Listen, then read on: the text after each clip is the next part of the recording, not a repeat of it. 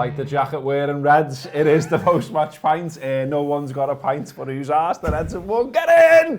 Fucking perfect night for the mighty Reds. I've got Ben and I've got Paddy and Jono. Perfect night, wasn't it? Everything went right. You didn't have the benefit of Sky commentary tonight. We did though.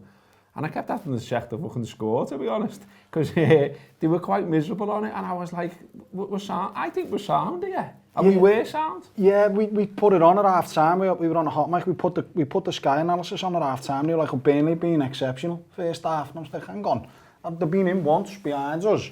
Liverpool played really well, I thought. Thiago ran the game. Brilliant. Thought, you know, it was a perfect performance, perfect 3-0. We haven't seen it for you know, you'd rather look at times, you dig in.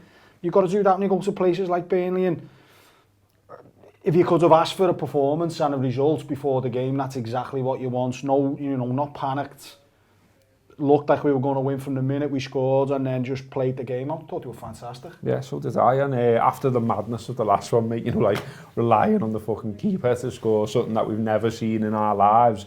As Jono said there, you know, there was a bit of a thing, wasn't the first half, of like, fucking hell, we're not taking our chances here. Yeah. But once we did get the one, we were flying, weren't we? We were all right. We pretty much controlled the game, and it wasn't. You weren't on the edge of your seat, nerves. Like you were like, Liverpool are going to see this out. This is going to be fine, and then it just got better and better. Yeah, I think one of the things we were saying during that first half, weren't we, is that, you know, we weren't being frustrated by them. It was the only reasons to be frustrated with things that Liverpool were doing, which was missing chances. You know, it wasn't anything that they were doing. It weren't like they were sat in so well that we couldn't break them down, and we were going side to side or putting aimless crosses in or anything like that. You know, it was. We got him behind them. That was that Thiago one. That's a really good move. But you know, in a flash with him behind them, and he misses the chance. And then there was one or two others. I think Mane has one, and it was only Liverpool's doing that. We hadn't gone up early, and it always felt like it was coming. The timing of the goal was perfect in the sense that, you know, as soon as it's before half time like that, the whole team talks different. They can come in second half with a completely different idea. And I think, you know, it was nice having had what we did on Sunday. It was nice having a game where we felt a bit more in control of our own destiny in a way. We weren't chasing it at any point, and even at times first half, like I said, you know, when we were a bit frustrated, it was only because we hadn't got that goal. It weren't because then they were doing. I thought we did everything right. We were making the right decisions, and that goal was always going to come. And we've pretty much boxed the goal difference thing now as well. I mean, everyone was doing the permutations chat over and over. Permutations seems dead simple now. Just win against Zelda on Sunday, and we're absolutely, you know, we've got the Champions League. And after everything that came before, I was just looking there. You know, we were down in 8th in March, and we've pulled it back around. We've got it to the last day again under Jurgen Klopp. He likes a bit of last day drama. And look, I'm not quite there in terms of I know what he said and why he said it.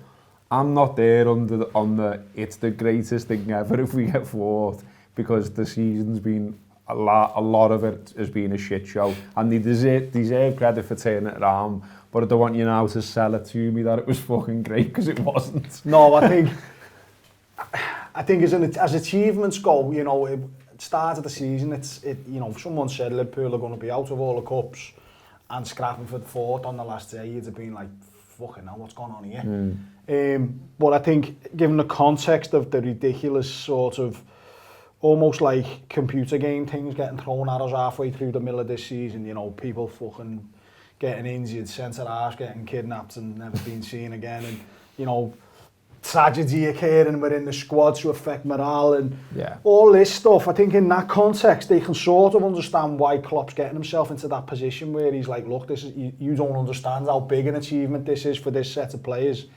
Probably because he's had to manage them during that period, that sort of dark second, third lockdown, whatever the fuck it was, when we were just getting battered at home every week. I was like, what's going on here? I know. And I think he's had to get them out of that sort of depression that they were almost in. And look, you've got to hold your hands up. You've got to say they've done unbelievably to be in this position going into the last game with it in their own hands. But they've won 7 out of the last 9. They were 1-0 up in the other ones they drew, you know, with a couple of minutes to go. We'd have a sniff a second if we'd won them. Yeah, I know, it's crazy. To watch the rest of this post-match pint show, just hit join below, and you'll get the full show as well as the rest of our reaction over the coming days. That YouTube membership will also give you various perks, including discounts in the Anfield Wrap shop. So sign up, hit join below, give it a go, get involved with the Anfield Wrap. Up the Reds.